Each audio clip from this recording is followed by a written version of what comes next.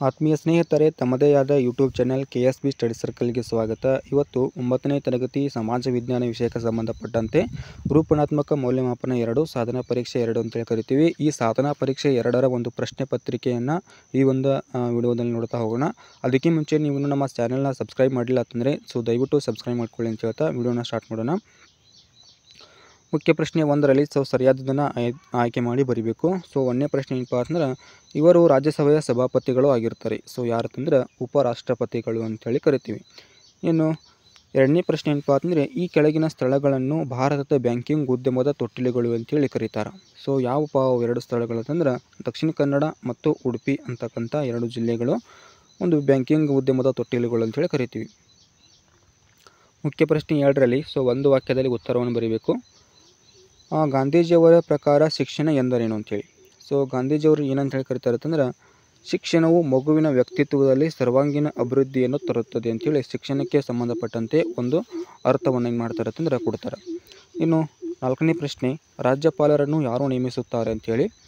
ಯಾರು ನೇಮಿಸ್ತಾರೆ ಅಂತಂದ್ರೆ ರಾಷ್ಟ್ರಪತಿಗಳು ನೇಮಕ ಮಾಡ್ತಾರೆ ಅಥವಾ ರಾಷ್ಟ್ರಾಧ್ಯಕ್ಷರು ನೇಮಕ ಮಾಡ್ತಾರೆ ಅಂತೇಳಿ ನೋಡ್ತೀವಿ.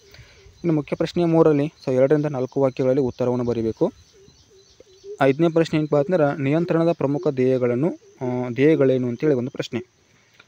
ಪ್ರಮುಖವಾಗಿರ್ತಕ್ಕಂಥ ಧ್ಯೇಯಗಳೇನಂತಂದ್ರೆ, ಇದು ಏನಪ್ಪ ಅಂದ್ರೆ ಸಂಘಟನೆಯ ಒಂದು ಮುಖ್ಯ ಕಾರ್ಯಗಳಿಗೆ ಸಂಬಂಧಪಟ್ಟಿರ್ತಕ್ಕಂಥ ಅಂಶ ಆಗಿದೆ. ಇನ್ನು ಉದ್ದೇಶಗಳನ್ನು ನೋಡಿದಾಗ ಸಂಸ್ಥೆಯಲ್ಲಿ ಶಿಸ್ತು ಮತ್ತು ದಕ್ಷತೆಯ ವಾತಾವರಣವನ್ನು ಕಲ್ಪಿಸಿ ಚಟುವಟಿಕೆಗಳು ಸಮರ್ಪಕವಾಗಿ ಹೊಂದಾಣಿಕೆಯಿಂದ ನಡೆಯುವಂತೆ ಏನು ಮಾಡ್ತಾವೆ ಅಂತಂದ್ರೆ ನೋಡಿಕೊಳ್ಳುವುದು. ಇದೇನಪ್ಪ ಅಂದ್ರೆ ಮುಖ್ಯವಾಗಿರ್ತಕ್ಕಂಥ ಒಂದು ಉದ್ದೇಶ. ನೆಕ್ಸ್ಟು, ಪೂರ್ವಭಾವಿ ಯೋಜನೆಗಳಿಗೆ ಅನುಸಾರವಾಗಿ ಏನಪ್ಪ ಅಂತಂದ್ರೆ ಮತ್ತು ನಿರಂತರವಾಗಿ ಚಟುವಟಿಕೆಗಳು ಮುಂದುವರಿಯುವಂತೆ ಮಾಡುವುದು. ಇದು ಏನಪ್ಪ ಅಂದ್ರೆ ಇಲ್ಲಿ ಪ್ರಮುಖವಾಗಿರ್ತಕ್ಕಂಥ ಒಂದು ಉದ್ದೇಶ. ಇನ್ನು 6ನೇ ಪ್ರಶ್ನೆ, ವಿಜಯನಗರ ಸಾಮ್ರಾಜ್ಯವನ್ನು ಆಳಿದ 4 ರಾಜಮನೆತನಗಳನ್ನು ಹೆಸರಿಸಿ. ಈಜಿಯಾಗಿರ್ತಕ್ಕಂಥ ಒಂದು ಪ್ರಶ್ನೆ. ಇಲ್ಲಿ ರಾಜಮನೆತನಗಳು ಯಾವಪ್ಪ ಅಂತಂದ್ರೆ ಸಂಗಮ ವಂಶ, ತುಳುವ ವಂಶ, ಸಾಳುವ, ಅರವೀಡು ಅಂತಕ್ಕಂಥ 4 ರಾಜಮನೆತನಗಳನ್ನು ನೋಡ್ತೀವಿ. ಅಥವಾ ಪ್ರಶ್ನೆ ಇತ್ತು, ಏನಂತಂದ್ರೆ ರಾಮಾನುಜಾಚಾರ್ಯರು ರಚಿಸಿದ ಗ್ರಂಥಗಳನ್ನು ಹೆಸರಿಸಿ ಅಂತೇಳಿ. ಗ್ರಂಥಗಳು ಯಾವಪ್ಪ ಅಂತಂದ್ರೆ ವೇದಾಂತ ಸಾರ, ವೇದಾಂತ ಸಂಗ್ರಹ ಆಗಿರ್ಬೋದು. ನೆಕ್ಸ್ಟು ವೇದಾಂತ ದೀಪಿಕಾ, ಗೀತ ಭಾಷ್ಯ, ಆಮೇಲೆ ಶ್ರೀ ಭಾಷ್ಯ ಅಂತಕ್ಕಂಥ ಪ್ರಮುಖವಾಗಿರ್ತಕ್ಕಂಥ ಗ್ರಂಥಗಳದಾವೆ. ಇನ್ನು ಮುಖ್ಯ ಪ್ರಶ್ನೆ 4ರಲ್ಲಿ 5 ವಾಕ್ಯದಲ್ಲಿ ಉತ್ತರವನ್ನು ಬರೀಬೇಕು. 7ನೇ ಪ್ರಶ್ನೆ ಏನಪ್ಪ ಅಂತಂದ್ರೆ, ಲೋಕಸಭೆ ಸದಸ್ಯರಾಗಲು ಇರಬೇಕಾದ ಅರ್ಹತೆಗಳು ಯಾವ ಅಂತೇಳಿ. ಮುಖ್ಯವಾಗಿರ್ತಕ್ಕಂಥ ಅರ್ಹತೆಗಳು ಯಾವಪ್ಪ ಅಂತಂದ್ರೆ, ಮೊದಲೇದು ಭಾರತದ ಪ್ರಜೆ ಆಗಿರಬೇಕು, 25 ವಯಸ್ಸು ಪೂರ್ಣಗೊಂಡಿರಬೇಕು, ಲಾಭದಾಯಕ ಹುದ್ದೆಯಲ್ಲಿ ಇರಬಾರ್ದು, ನ್ಯಾಯಾಂಗದಿಂದ ಯಾವುದೇ ಒಂದು ಜೈಲು ಶಿಕ್ಷೆಗೆ ಒಳಗಾಗಿರಬಾರ್ದು, ದಿವಾಳಿ ಆಗಿರಬಾರ್ದು, ಇನ್ನೊಂದು ಏನಪ್ಪ ಅಂತಂದ್ರೆ ಮಾನಸಿಕ ಅಸ್ವಸ್ಥತೆ ಹೊಂದಿರಬಾರ್ದು.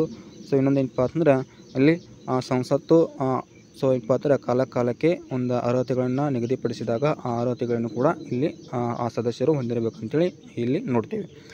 ಇನ್ನು ಅಥವಾ ಪ್ರಶ್ನೆ, ವಿಧಾನಸಭೆಯ ಸದಸ್ಯರಾಗಲು ಇರಬೇಕಾದ ಅರ್ಹತೆಗಳಂತೇಳಿ.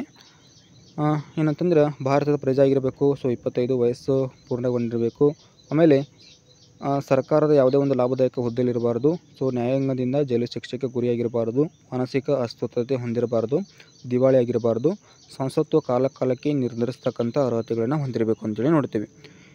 ಇನ್ನು ನೆಕ್ಸ್ಟು 8ನೇ ಪ್ರಶ್ನೆ ಏನಪ್ಪ ಅಂತಂದ್ರೆ, ಕೈಗಾರಿಕಾ ವಲಯದ ಪ್ರಾಮುಖ್ಯತೆಯನ್ನು ವಿವರಿಸಿ ಅಂತೇಳಿ. ರಾಷ್ಟ್ರಕ್ಕೆ ಹೆಚ್ಚಿನ ಆದಾಯವನ್ನು ತರುತ್ತದೆ, ಅಷ್ಟೇ ಅಲ್ಲದೆ ಏನಪ್ಪ ಅಂತಂದ್ರೆ ಜನರಿಗೆ ಉದ್ಯೋಗವನ್ನು ಕೊಡುತ್ತದೆ, ಕೈಗಾರಿಕಾ ಅಭಿವೃದ್ಧಿಯಿಂದ ಜನರ ಜೀವನ ಮಟ್ಟ ಅಂತಕ್ಕಂಥದ್ದು ಸುಧಾರಣೆ ಆಗ್ತದೆ.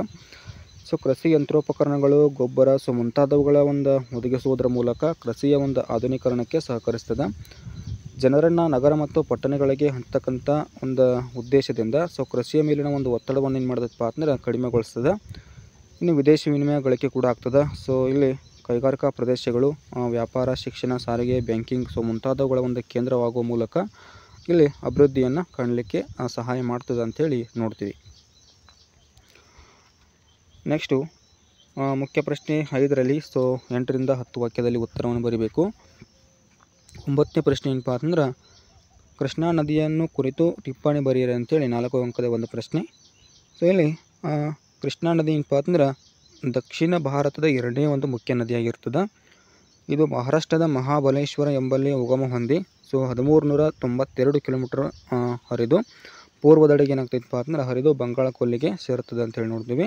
ಇನ್ನು ಅಷ್ಟೇ ಏನಪ್ಪ ಅಂದ್ರೆ ಕರ್ನಾಟಕದಲ್ಲಿ 480 ಕಿಲೋಮೀಟ್ರ್ ಹರಿತದೆ. ಇನ್ನು ಭೀಮಾ, ಕೊಯ್ನಾ, ತುಂಗಭದ್ರಾ, ಘಟಪ್ರಭಾ, ಮಲಪ್ರಭಾ, ಸೊ ಇವುಗಳೇನಪ್ಪ ಅಂದ್ರೆ ಕೃಷ್ಣಾ ನದಿಯ ಉಪನದಿಗಳಂತೇಳಿ ನೋಡ್ತೀವಿ.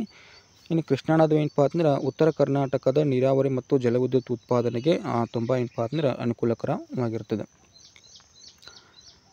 ಅಥವಾ ಪ್ರಶ್ನೆ ಏನಂತಂದ್ರೆ ಕರ್ನಾಟಕದಲ್ಲಿ ವ್ಯವಸಾಯದ ಪ್ರಾಮುಖ್ಯತೆಯನ್ನು ಕುರಿತು ಬರೆಯಿರಿ ಅಂತೇಳಿ ನೋಡ್ತೀವಿ. ವ್ಯವಸಾಯದ ಪ್ರಾಮುಖ್ಯತೆ ಏನಪ್ಪ ಅಂದ್ರೆ ಪುರಾತನ ಮೂಲ ವೃತ್ತಿಗಳಲ್ಲಿ ವ್ಯವಸಾಯ ಕೂಡ ಒಂದಾಗಿರ್ತದೆ. ಇನ್ನು ಮುಖ್ಯ ಜೀವನಾಧಾರಿತವಿರ್ತಕ್ಕಂಥ ಒಂದು ವೃತ್ತಿ. ರಾಜ್ಯದ ಆರ್ಥಿಕ ಅಭಿವೃದ್ಧಿ ಏನಪ್ಪ ಅಂದ್ರೆ ವ್ಯವಸಾಯವನ್ನು ಆಧರಿಸಿರ್ತದೆ. ಸೊ ಜೀವನ ನಡೆಸಲು ಏನಪ್ಪ ಅಂದ್ರೆ ಉದ್ಯೋಗವನ್ನು ಕೊಡ್ತದೆ. ಸೊ ಜನರಿಗೆ ಆಹಾರ ಆಗಿರ್ಬೋದು, ಕೈಗಾರಿಕೆಗಳಿಗೆ ಕಚ್ಚಾ ವಸ್ತುಗಳನ್ನು ಕೂಡ ಇಲ್ಲಿ ಒದಗಿಸ್ತದೆ. ರಾಜ್ಯದ ಒಂದು ಆದಾಯದ ಏನಪ್ಪ ಅಂದ್ರೆ ಮೂಲವಾಗಿರ್ತದೆ. ಇನ್ನು ವಿದೇಶಿ ವಿನಿಮಯ ಕೂಡ ಇಲ್ಲಿ ಗಳಿಕೆ ಆಗ್ತದೆ.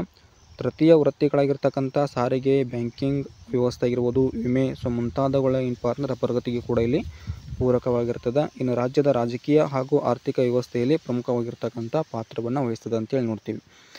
ಇದಿಷ್ಟು ಏನಪ್ಪ ಅಂದ್ರೆ ಕರ್ನಾಟಕದ ವ್ಯವಸಾಯದ ಒಂದು ಪ್ರಾಮುಖ್ಯತೆ ಅಂತೇಳಿ ನೋಡ್ತೀವಿ. ಇನ್ನು ಮುಖ್ಯ ಪ್ರಶ್ನೆ 6ರಲ್ಲಿ ಸೊ 10ನೇ ಪ್ರಶ್ನೆ ಏನಪ್ಪ ಅಂದ್ರೆ ಕರ್ನಾಟಕದ ನಕ್ಷೆಯನ್ನು ಬರೆದು ಕೆಳಗಿನವುಗಳನ್ನು ಗುರುತಿಸಿ ಅಂತೇಳಿದ. ಗುರುತಿನ ಒಂದು ಸ್ಥಳಗಳು ಯಾವಪ್ಪ ಅಂದ್ರೆ ಒಂದು ಭೀಮಾ ನದಿ ಇದೆ, ಇನ್ನೊಂದು ಕಾಳಿ ನದಿ ಇದೆ. ಸೊ ಇವೆರಡೂ ಕೂಡ ಇಲ್ಲಿ ನಕ್ಷೆಯಲ್ಲಿ ನೀಡಿದ್ದೀನಿ ನೋಡಿ. ಸೊ ಈ ಒಂದು ಭಾಗದಲ್ಲಿ ಏನಪ್ಪ ಅಂದ್ರೆ ಭೀಮಾ ನದಿ ಕಂಡು ಬರ್ತದೆ. ಇನ್ನು ಸೊ ಈ ಭಾಗದಲ್ಲಿ ಕಾಳಿ ನದಿ ಅಂತಕ್ಕಂಥದ್ದು ಕಂಡು ಬರ್ತದೆ. ಸೊ ಇದಿಷ್ಟು ಏನಪ್ಪ ಅಂದರೆ 9ನೇ ತರಗತಿ ಸಮಾಜ ವಿಜ್ಞಾನ ವಿಷಯಕ್ಕೆ ಸಂಬಂಧಪಟ್ಟಂತೆ ಸಾಧನ ಪರೀಕ್ಷೆ 2 ಆಗಿರ್ತದೆ. ಇನ್ನು ಈ ಒಂದು ವಿಡಿಯೋನ ನೋಡಿ ಸೊ ನಮ್ಮ ಒಂದು ಚಾನಲ್ ಸಬ್ಸ್ಕ್ರೈಬ್ ಮಾಡಿ, ಆದಷ್ಟು ಶೇರ್ ಮಾಡಿ ಅಂತ ಹೇಳ್ತಾ ಈ ಒಂದು ವಿಡಿಯೋನ ಇಲ್ಲಿಗೆ ಮುಗಿಸ್ತಾ ಇದ್ದೀನಿ. Thank you.